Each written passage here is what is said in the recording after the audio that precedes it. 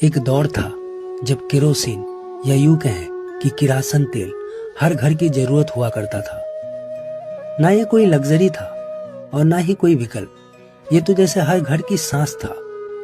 उस जमाने में अगर किसी के घर से हल्की सी केरोसिन की महक आती थी तो लगता था हाँ, कोई घर जगा है, कोई रसोई में है, कोई पढ़ाई कर रहा है या कोई दादी कहानी सुना रही है।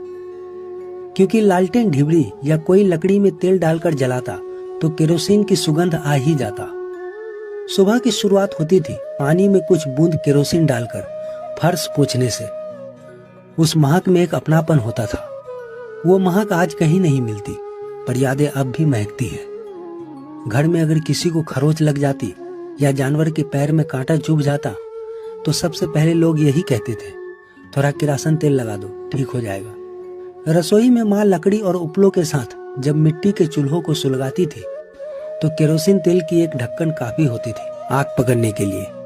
और फिर उसी आग में बनती थी गरम रोटियां, जिसके चारों ओर बैठकर पूरा परिवार खाता था। और अगर बात हो रात की तो वही ढिबड़ी या लालटेन की हल्की रोशनी बच्चों की किताबें, माँ की सलाई और दादी की कहानियों की साथी होती थी।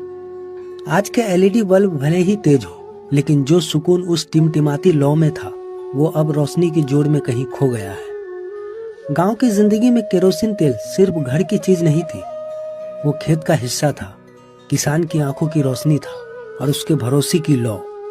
पहले ज्यादातर किसान इस केरोसिन तेल से अपनी पंप सेट चलाया करते थे। सुबह जब सूरज निकलने से पहले किसान उठता तो हाथ में लालटेन लिए खेत की ओर निकल पड़ता। चारों ओर अंधेरा होता, ठंडी हवा चल रही होती, पर उस झिलमिलाती रोशनी में किसान के कदम नहीं रुकते। सर्दियों की रातों में जब खेत की रखवाली करनी होती तो वही लालटेन एक कोने में टंगी रहती। पास में मिट्टी का चूल्हा जलता, उस पर चाय या आलू उबालते हुए किसान, और पास में बैठा उसका कुत्ता भी उसी रोशनी में अपनी आंखें मींचता।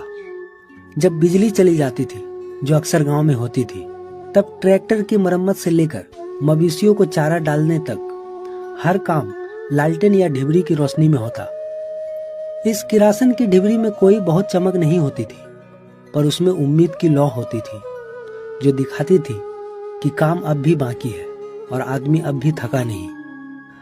आज जब स्मार्टफोन की टॉर्च जलाकर हम राह ढूंढते हैं तो शायद ये भूल जाते हैं कि एक दौर था जब उस पीली सी लौ में ना सिर्फ रास्ता दिखता था बल्कि जिंदगी भी चलती थी। अब गांव-गांव में बिजली है, सोलर लाइट है, टॉर्च वाले मोबाइल है, लेकिन उस एक ढिबरी में जो अपनापन था वो कहीं नहीं। शायद इसलिए